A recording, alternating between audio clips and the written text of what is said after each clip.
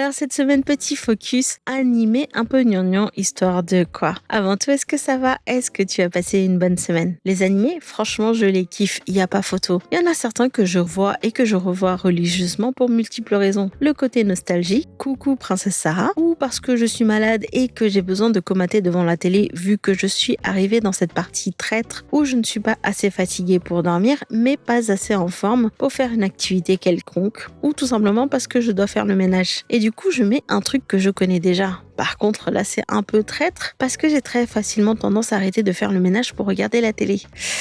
Oui, c'est pas l'option la plus intelligente, mais j'assume. Et quand je regarde un animé, il y a un truc que je prends le temps de regarder à chaque fois, c'est l'intro. Ou des fois ça spoil sévère sans pitié, sans état d'âme. Exemple One Piece, on voit déjà Robin alors qu'elle n'a pas encore rejoint l'équipage. Et l'outro parce que des fois on trouve des trucs de ouf. Bref, voici mon top 5 des intros que je ne skippe quasiment jamais, voire jamais. En soi, dans toute cette liste, cette intro, c'est l'amour au premier regard, ou plutôt à la première écoute. En 2007, après énième épisode filler où Naruto cherche droite à gauche Sasuke, et là il y en a un paquet, je te raconte pas la frustration que j'avais ressentie à l'époque, Naruto se termine enfin avec Jiraiya qui lui dit « Il reste 3 ans, on va dégager ». Et là, sort le premier épisode de Naruto Shippuden, et ils enchaînent pas avec le générique tout de suite. Non. On a droit à 7 minutes de montée en tension qui commence avec Sakura et Naruto qui recherchent frénétiquement Sasuke dans le repère d'Orochimaru et qui se termine à l'intérieur de Naruto où Sasuke explose Kyuubi. Et là, bim! Hero Comes Back de Nobody Knows, le titre parfait pour lancer Naruto Shippuden. Non seulement la chanson, elle a ce petit quelque chose qui t'injecte de l'énergie dans les veines, mais en plus le visuel, il est juste incroyable. Alors là, j'avoue, c'est du pur masochisme. L'arc Shinjuku est vraiment l'un des 2 moments qui m'a le plus traumatisé et je pense que ça sera l'histoire d'une autre vidéo. Et Special The de King New est pour moi ce qu'on appellerait un slow poison. À force d'écouter, je suis devenue de plus en plus addict et couplé à cette intro-là, ce visuel, c'est un combo qui donne envie de voir et de revoir à chaque fois. Cette intro, c'est une promesse d'une belle descente aux enfers à venir. L'intro alterne entre les exorcistes et les fléaux, chacun se dirigeant vers Shinjuku.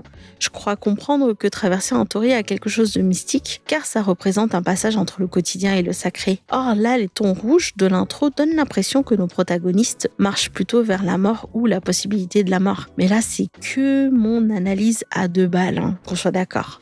Mais en tout cas, on a un aperçu de cette mort avec Mahito qui explose tout le monde en sautillant comme la schtroumpfette. Et les paroles sont tout aussi funky vu que ça parle de la vie et de la mort. Mais le truc le plus marrant, c'est quand on arrive au passage I Love You Baby. Et ben, on voit apparaître les doigts de Sukuna. Et ça laisse présager la folie à venir d'Itadori. Et là, à partir de la 44e seconde, oh là là, on a droit à un enchaînement des meilleurs angles de nos personnages adorés ou non, avec un magnifique teasing de la réaction à venir. Et surtout, cet enchaînement de moudras, des expansions de territoire, c'est un truc de dingue. Et cette 1 minute 30 d'intro, c'est que ça a un magnifique enchaînement d'images qui, au lieu de spoiler directement, nous donne suffisamment d'indices pour que notre subconscient comprenne qu'une catastrophe est à venir et qu'on ressente de l'inconfort.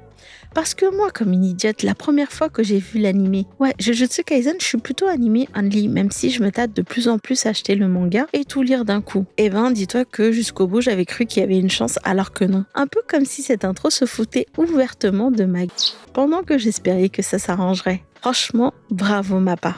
Kickback de Kenshi Yonezu. Franchement, cette intro, c'est une masterclass. Déjà, la musique, elle est juste waouh. L'audio, elle est incroyable. Et quand elle passe sur ma playlist, je suis grave en kiff et ça me donne un coup de boost. Et c'est vraiment l'intro parfait pour lancer cet animé avec une histoire et des personnages hauts en couleur. Et Mappa, encore une fois, a fait un truc de ouf avec cette intro. En implantant non seulement des références pop culturelles avec des films connus comme Constantine, Pulp Fiction, Evangelion ou même L'échelle de Jacob qui est une grosse référence. Et à ce qui paraît, ce sont des œuvres que le mangaka aime. Mais cette intro cache aussi des éléments subtils qui te permettent une lecture un peu plus profonde concernant les personnages ou la story. Mais comme on a pas mal de youtubeurs qui ont déjà parlé de ça, je trouve pas ça spécialement intéressant de répéter ces éléments. Du coup, je mettrai des liens dans la case description si ça t'intéresse. Mais en tout cas, cet opening est la vidéo qui a fait le plus de vues sur leur chaîne YouTube, vu que ce jour, cette vidéo a dépassé les 100 millions. Et c'est la seule vidéo qui a dépassé ce seuil. Alors quand j'ai vu pour la première fois la traduction des paroles de Seishun Kiyoso Kyoku de Sambo Master, je suis tombée des nues. Parce qu'à chaque fois que j'écoutais cette chanson, je ressentais une sorte de nostalgie mêlée à de la tristesse. Et en lisant les paroles, je me suis dit fichtre. Sambo Master a non seulement écrit des paroles sur la séparation et la tristesse qui en découle, mais en plus, ils ont réussi à parfaitement retranscrire ça au niveau de leur musique et sur la manière dont ils ont chanté. La première partie de Naruto, je la trouve parfaite, mais vraiment parfaite. Et c'est pour ça que malgré les défauts qu'a la seconde partie, c'est-à-dire toute la partie Shippuden, je ne pourrais jamais détester ce manga. Parce que Kishimoto a écrit une story qui est captivante et pleine d'émotions. Et chaque arc de cette première partie est une couche de pâtisserie qui compose un opéra. Et ce dernier arc, le Sasuke Recovery Mission Arc, est tout simplement cette couche de chocolat qui termine le gâteau et la explosion de saveur en bouche. Parce que ces garçons se lancent corps et âme dans cette poursuite pour récupérer l'un des leurs et ils en arrivent même à risquer leur vie. Et cette intro-là, oh là là, je trouve qu'elle retranscrit parfaitement ce méli-mélo d'émotions de cet arc, ce sentiment d'urgence, ce désespoir de voir Sasuke basculer dans le mauvais côté. Et c'est magnifiquement représenté avec la main de Sasuke qui prend le bandeau pour mieux le relâcher après. Et c'est surtout un opening qui joue avec la nostalgie des moments passés, vu qu'on voit les meilleurs moments de Naruto, Sasuke et Sakura. Et regarder à chaque fois cette intro me rappelle que ce sera bientôt la fin d'une ère, que ce sera un moment de bascule pour nos ninjas de Konoha, et que cet imbécile de Sasuke ne se rend pas compte de la chance qu'il a d'avoir eu Naruto pour ami. Mais bon, ça c'est pas dans l'intro, c'est juste moi. Alors non, je me moque pas de toi, mais pour moi, Kimija Nakia Dame Mitai de Oishi Masayoshi, c'est le meilleur. Tout simplement parce que Gekkan Shoujo Nozaki-kun, c'est mon manga préféré.